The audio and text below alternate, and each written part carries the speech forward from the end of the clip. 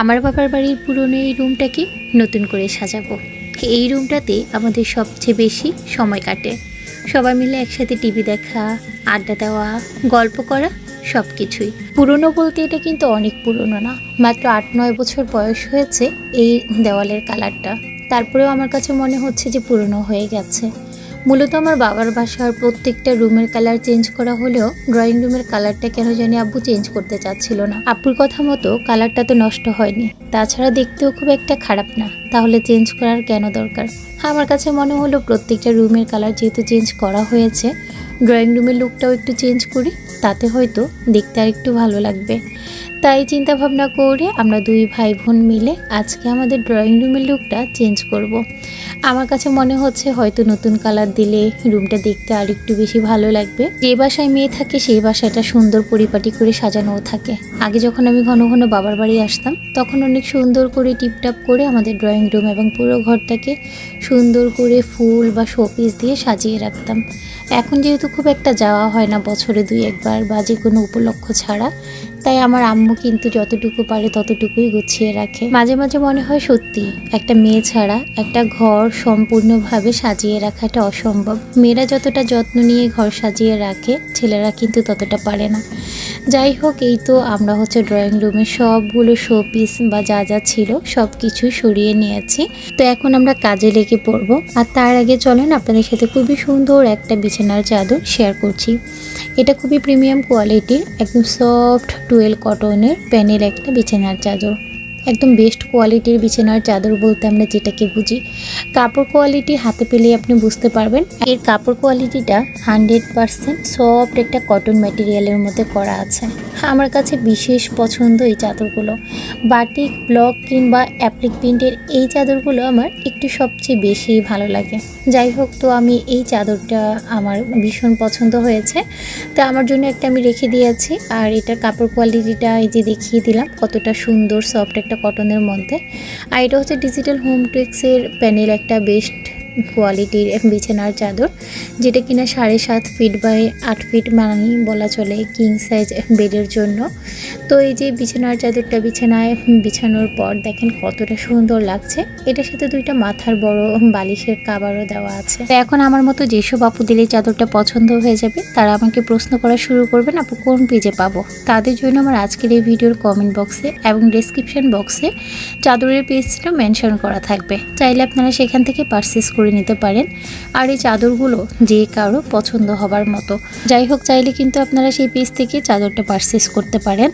তো এখানে আমরা অরেঞ্জ কালার রংটা প্রথমে এগুলো নিয়েছি। এটা আসলে একদম লাইট অরেঞ্জ বা বাঙ্গি কালার বলা চলে। তো এটা প্রথমে আমরা এই দেওয়ালটাতে লাগিয়ে নিচ্ছি। মূলত একটা দেওয়াল আমরা রেড কালার রাখবো, কারণ রেড কালারটা আব্বুর ভীষণ পছন্দের। তো আব্বুর পছন্দকে গুরুত্ব দিয়ে আমরা একটা ওয়াল রেড কালার রাখছি, আর এই ওয়ালটা আমরা লাইট অরেঞ্জ কালার করছি, কারণ আমাদের ডাইনিং রুমেও কিন্তু এই সাইডের ওয়ালটা লাইট অরেঞ্জ বা এই বাঙ্গি কালারটা করা আছে। তো আমি আর আমার ভাই দুজনে মিলেই কিন্তু এই পুরো রুমের রঙের কাজটা শেষ করব। আমাদের পুরো বাসায় যখন রঙের কাজ করা হচ্ছিল, মানে মিস্ত্রিরা যে কাজগুলো করছিল, তখন কিন্তু আমরা প্ল্যান করে উঠতে পারিনি এই রুমের কালারটা আমরা চেঞ্জ করব কিনা। পরবর্তীতে মিস্ত্রিরা চলে যাওয়ার পর ঠিক করেছি আমরা এই রুমের কালারটা চেঞ্জ করব। তাই আমি আর আমার ভাই মিলে হাতে হাত লাগিয়ে কাজ শুরু করলাম। আর এই যে দেওয়ালটা দেখতে পাচ্ছেন, এটা কিন্তু করব একদম ডিপ এই ব্লু কালার। ব্লু কালারটার নামটা আসলে ব্লু কালার ছিল না, এটার নামটা জানি কি একটা কালার ছিল, যাই হোক আমি বলতে পারছি না। তো আমার কাছে মনে হচ্ছে এটা ডিপ ব্লু কালার টাইপেরই বা সি ব্লু টাইপের যে কালারটা সেটা। ছোট এই রোলারগুলো দিয়ে রং করতে কিন্তু ভীষণ মজা আছে, হাতে কিন্তু খুব একটা ব্যথা হয় না।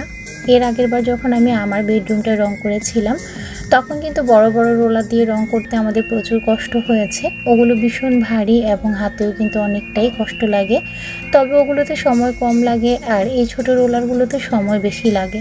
সময় বেশি লাগলেও কিন্তু কাজটা অনেক বেশি সুন্দর হয় এবং সেই ক্ষেত্রে কিন্তু আপনার হাতেও প্রেশারটা কম পড়ে। যাই হোক, এখানে আমি অফ হোয়াইট কালারটাও গুলে নিয়েছি, আর অফ হোয়াইট কালারটা আমি এখন এই ওয়ালটাতে দিব। এই ওয়ালটাতে অফ হোয়াইট কালারটা দিব কারণ এটা পুরো একটা বড় দেওয়াল। আর আমরা মূলত 4 কালারই রাখতে চাচ্ছি আমাদের ড্রয়িং রুমটাকে। ইচ্ছে ছিল যে রেড কালারটাও চেঞ্জ করব, কিন্তু আব্বু যেহেতু রেড কালারটা চেঞ্জ করতে দিচ্ছিল না, না, তাই ওটা রেখে দিয়েছি।